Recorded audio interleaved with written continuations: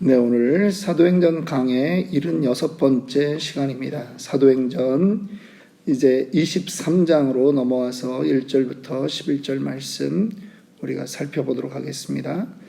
사도행전이 우리가 28장까지 있는데 벌써 이제 8월 달이 되었습니다. 8월 한 달 말씀 전하면 우리가 이제 사도행전을 다 마칠 것 같아요. 사도행전을 다 마치면서는 우리의 모습들이 증인의 삶을 살겠습니다, 이렇게 결심하는 모습으로 변화되기를 주님의 이름으로 축원합니다. 오늘 이 장면은 우리가 지난 시간에 보았듯이 이제 바울이 그의 간증을 전하지요. 그럴 때 이 사람들이 바울을 자기네들이 정말 손을 봐야 되겠다 분노합니다. 그럴 때 다시 천부장이 바울을 체포해서 자 데리고 가자, 그리고 이제는 우리가 채찍질해야 되겠다라고 할 때 바울이 자기의 신분을 얘기합니다. 내가 로마 사람이다, 로마 시민권자다. 예전에는 맞은 다음에 빌립보에서는 얘기했는데 이번에는 맞기 전에 얘기합니다. 이곳에서 지금 자기가 죽으면 안 되겠다라고 하는 자기의 사명은 로마까지 가야 되겠다라고 하는 것을 바울이 알고 있기에 이제 황제에게 탄원하는 그 수순을 지금 밟아나가는 그러한 것입니다. 그래서 바울을 이제 공회에 데리고 갑니다. 공회는 사내들인 공회라고 해서 70명의 국회의원이 있는 곳입니다. 거기에 국회의장까지, 이제 의장까지 하면 71명이 있는 그곳에 가는 것입니다. 바울이 그 공회를 주목했다, 그렇게 1절에 말씀하고 있습니다. 그리고 그들을 뭐라고 부릅니까? 여러분 형제들아, 나는 오늘까지 범사의 양심을 따라 하나님을 섬겼노라.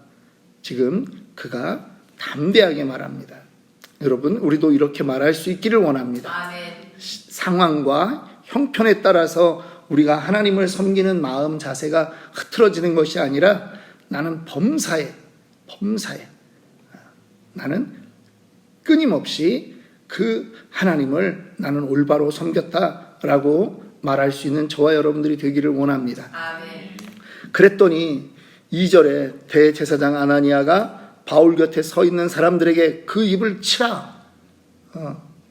지금 경거망동한다 이렇게 말하는 거죠. 성경에 이 아나니아라고 하는 사람은요 3명이 등장합니다. 첫 번째 아나니아는 우리가 그 초대교회, 예루살렘 초대교회에 땅을 팔아가지고 그 재물 일부를 숨겼다가 죽게 된 그 아나니아와 삽비라, 그 사건에 아나니아가 있고요. 두 번째는 이 사도 바울이 다메섹에서 예수님의 그 강력한 빛을 보고 쓰러진 다음에 시력을 잃었을 때 와서 회복시켜준 사람, 그 사람이 아나니아죠. 또 이제 대제사장 아나니아가 있습니다.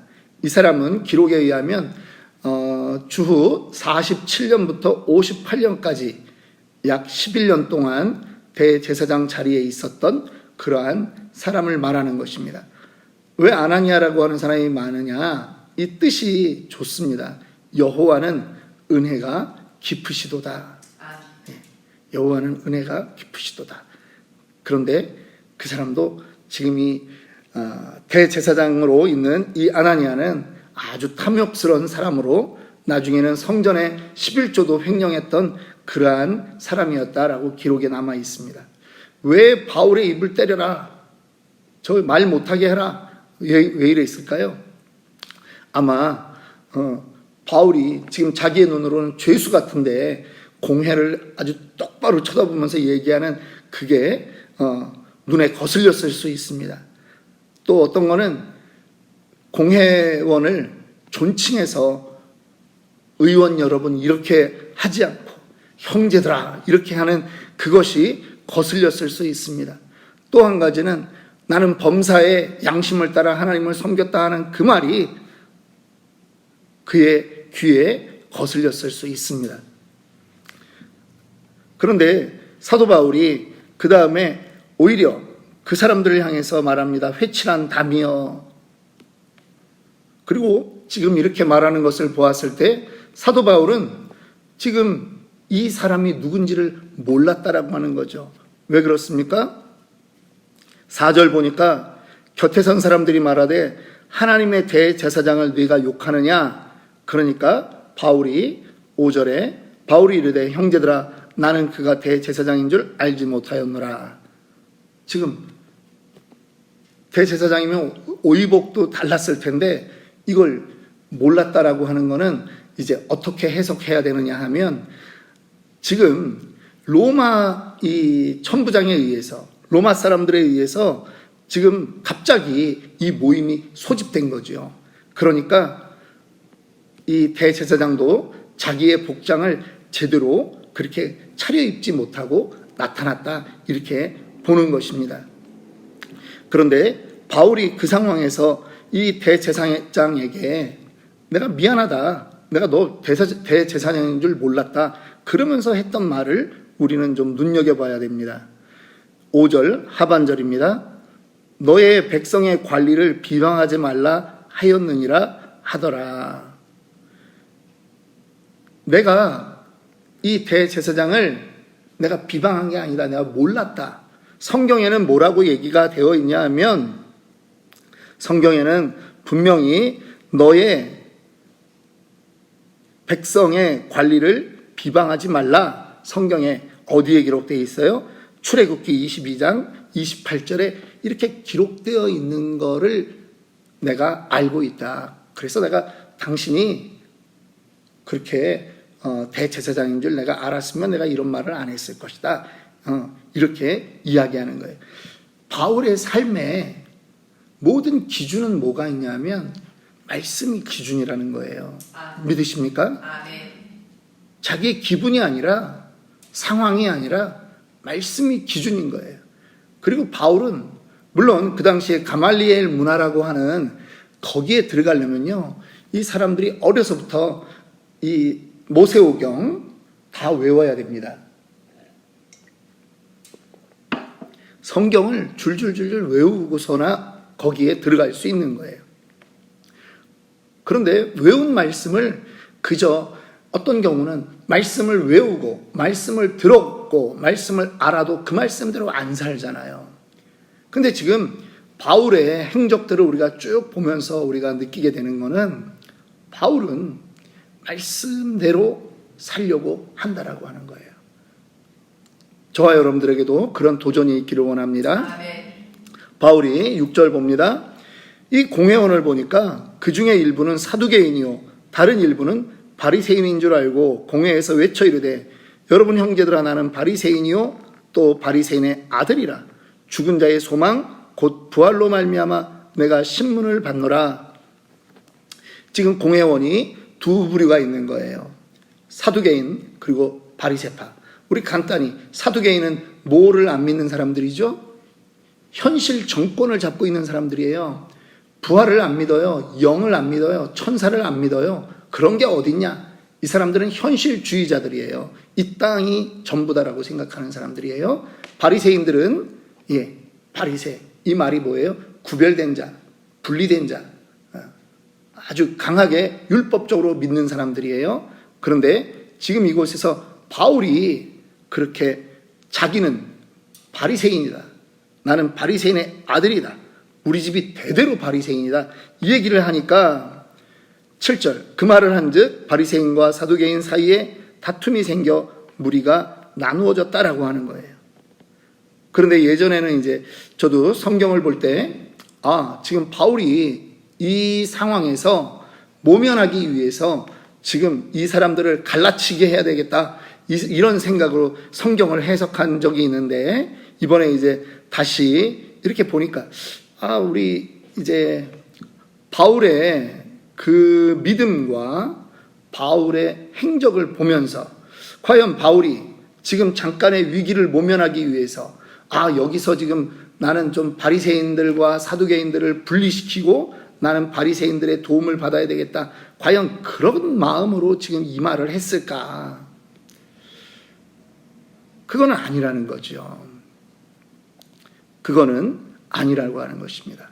오히려 어떻게 해석하는 견해도 있느냐 하면 바울은 자기의 마음속에서 지금 이 자리에서도 하나님이 역사하면 이들 가운데 마음의 변화는 일어날 수 있다. 바울은 믿는 거죠.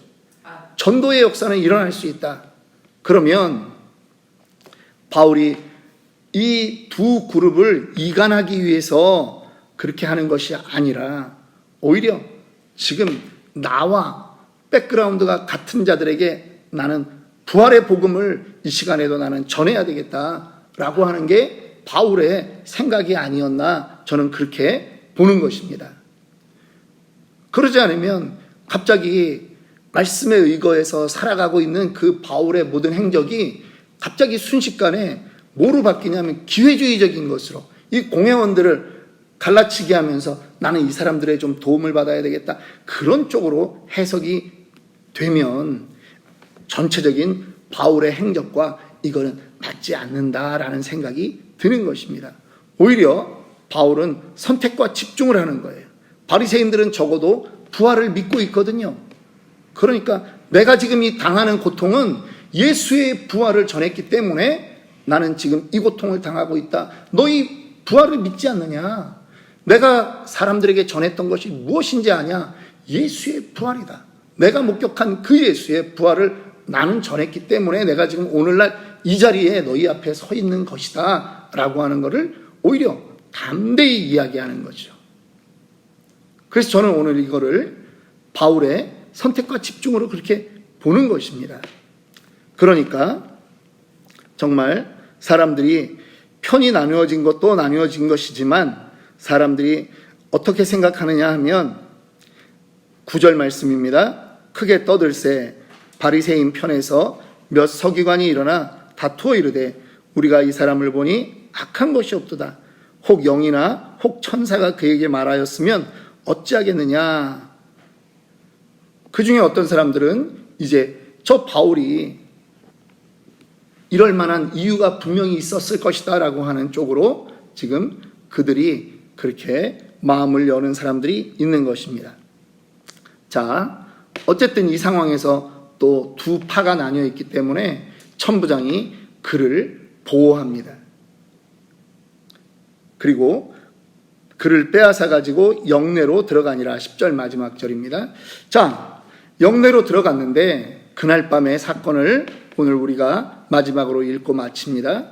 11절입니다. 그날 밤에 주께서 바울 곁에 서서 이르시되 담대하라. 내가 예루살렘에서 나의 일을 증언한 것 같이 로마에서도 증언하여야 하리라 하시니라. 지금 사도 바울은 그 이스라엘의 가장 지위가 높은 사람들 70명 앞에서 지금 부활에 대한 이야기를 한 것입니다.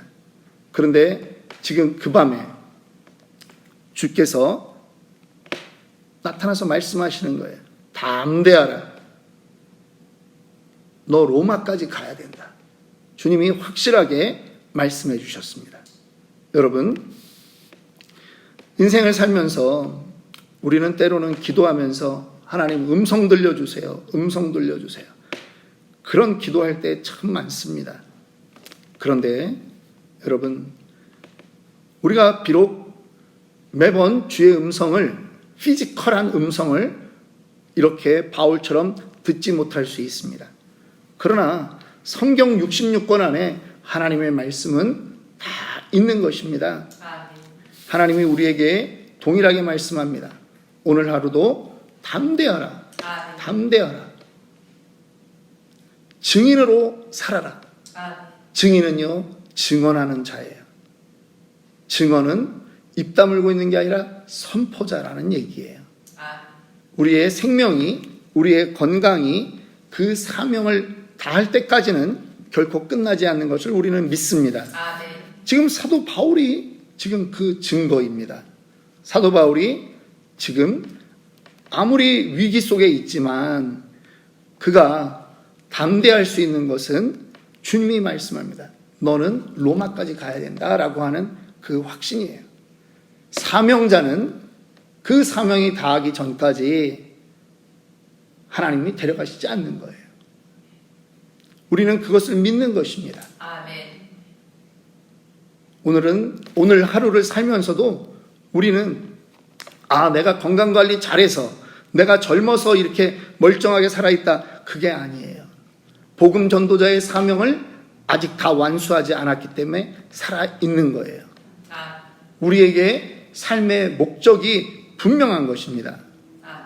그래서 우리는 주님이 사도 바울에게 했던 이 말씀이 바로 우리에게 하는 말씀으로 우리는 다시 믿어야 합니다. 담대하라. 네가 내 주변의 사람들에게 증인으로 그렇게 살아야 될 것이다. 증언자가 되어야 하리라. 거기까지 내가 너를 보호하겠다. 여러분 염려하지 마십시오. 오늘도 담대히 살아가기를 원합니다. 오늘 우리의 문제가 있습니다. 우리 가운데 문제 없는 사람은 없습니다. 그런데 오늘도 주님 앞에 담대하십시오. 사명만 바라보아 나가면 다른 문제는 주님이 해결하십니다. 바울을 통해서 그 주님의 섬세한 인도함을 배우기 원합니다.